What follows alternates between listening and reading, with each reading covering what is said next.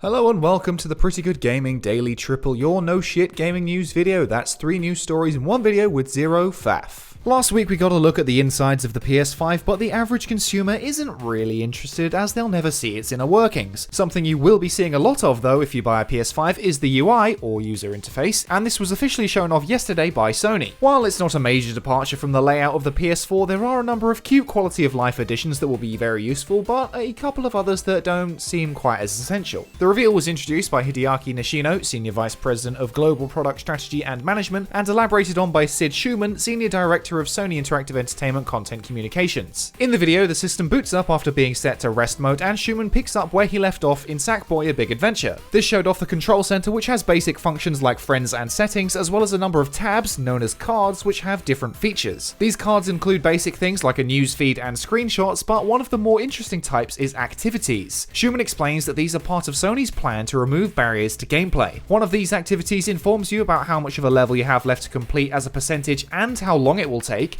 as well as any additional objectives you may have missed. Some activities even let you jump straight into a specific section of a game. This sounds like if you have a particular level that you've already completed but you've missed something, you can go straight to that section and get it done without having to play the whole thing through or dig through menus. In addition to activities, some games will support official game help for PS Plus members. This gives you hints and guides in the game itself rather than you having to Google it externally. These tips can also be laid on top of or beside the actual gameplay so you can play along at the same time. Party chat has also been expanded to make joining parties smoother by including interactive notifications that connect you to the party straight away using the built-in controller mic, which can be muted at any time. Screen sharing is now a thing too, meaning that your party members can see what you're playing even while they're playing their own separate game. Just like with the help features, this can also be placed on your screen with picture-in-picture mode or beside your own gameplay. It's very clear to me that Sony has taken more than a couple of leaves out of Discord's book about how to run in-game chat, and that's definitely a win.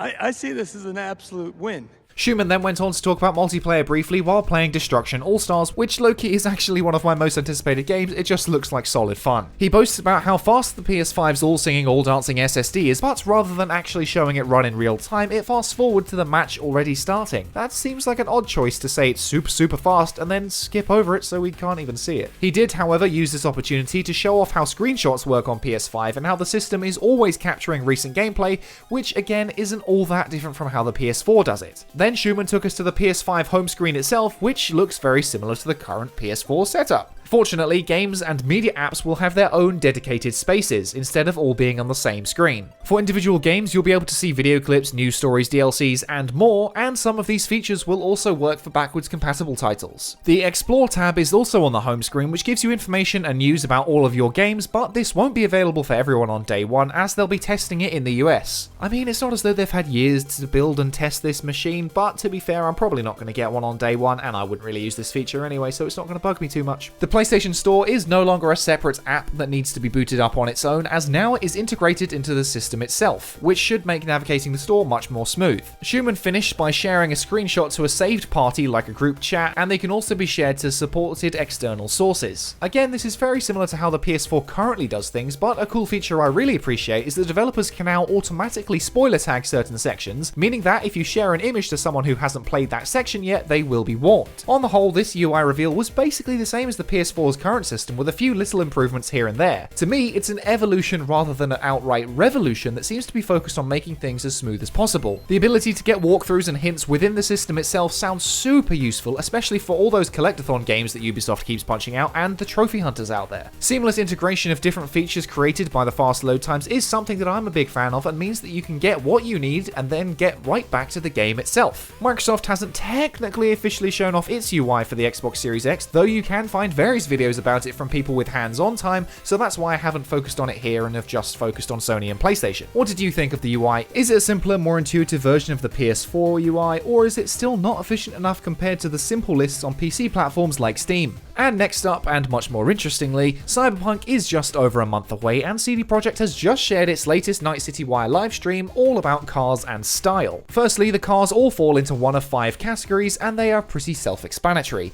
economy, executive, heavy duty, sport, and hypercars. Economy cars are found in the poor areas of Night City and are cheap and simple but do get the job done. Executive cars are much more expensive and flashy vehicles for those with more luxurious tastes. Heavy duty vehicles are the big boys like trucks, military cars, cars, and even tanks, which are best suited for rough and ready situations. Sport cars are your speedy getaway wagons, which can outrun the NCPD and can even be tuned up with new parts. Finally, hypercars are the real deal and combine armor with speed for a hefty price for those who can afford it. The game will also feature races, allowing you to put your skills and cars to the test, but senior vehicle artist Paul DeLessi stressed that you'll still need to bring your gun, just in case. The stream also explained how the sound team captured some of the sounds you'll be hearing on the streets of Night City as they went to a real racetrack with real race drivers and a ton of mics. They recorded everything from big muscle cars to V6s and V10s, but I'm really not a car guy, so most of that means very little to me beyond big engine, go fast.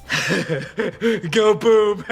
As we all know, Keanu Reeves is in the game as Johnny Silverhand, but as well as being an actor in the real world, Keanu runs a motorcycle company known as Arch Motorcycles along with Gard Hollinger. If you want to know more about the company, there's actually a really good video by GQ about his favourite bikes and how his company works. Arch Motorcycles actually helped create an in-game motorcycle that players can ride known as the Method 143. Again, I know virtually nothing about bikes, but I do know that they're pretty f***ing cool and I will definitely be using them a lot in Night City. And I thought that was a very fine idea. While Keanu has his own bike in the game, it's important that his character Johnny Silverhand has his own vehicle too. Johnny's car is a custom version of the real-world car, the 911 Porsche from 1977, making it 100 years old at the time of the game. The stream also went on to explain some of the various fashion styles in Cyberpunk 2077, such as kitsch, entropism, neo-militarism, and neo-kitsch. Kitsch fashion is very over the top and garish in its use of colour and neon that's clearly fashion over function and certainly isn't for the more understated individual. Entropism is much more simple and has a more rustic beatnik vibe as it was born out of poverty and destruction, forcing people to go back to basics. Neo-militarism is for the clean and efficient Night City resident who dresses professionally at all times and is best accompanied by a fat cigar or a neat whiskey. Finally, there's neo-kitsch, where celebrities take conventional kitsch to the next level by infusing excessive amounts of gold with exotic patterns to wear their wealth as loudly as possible. And lastly, the stream showed off some very impressive cosplayers in the cosplay competition final, where the top 3 win highly detailed props from the game before closing out with a very short trailer called The Diner. With Cyberpunk launching very soon, excitement is constantly building, but crunch is a very hot topic around CD Projekt. We actually talked about the newest development in that story in this week's podcast, which goes live this Sunday or Friday if you subscribe to our Patreon, so be sure to check that out if you want to know our thoughts on it. And finally, Spider-Man is one of the most popular superheroes, if not the most popular of all time, and there's little you can do to make him better. However, Insomniac have done just that by giving Miles a cat,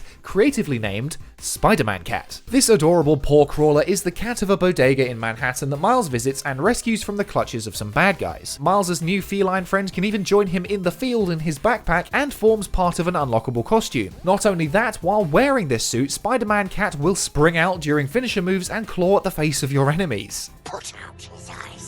Cats are actually a staple of New York City, with many bodegas having their own resident kitty, and there's plenty of Instagram and Twitter pages dedicated to capturing these cuties. Although it is worth noting that at one moment when Miles lands from a swing, he rolls to transfer his momentum, but I couldn't help thinking about the poor little guy on his back. Nevertheless, a companion cat is exactly the kind of next-gen gameplay I'm looking for. Hopefully Felicia Hardy won't get too jealous of this cat riding Spidey. Oh, but I like to play. And that's it for today. If you enjoyed this no shit format, go ahead and give the video a like to give it a boost. Hit subscribe and the bell if you want to stay up to date on all future installments.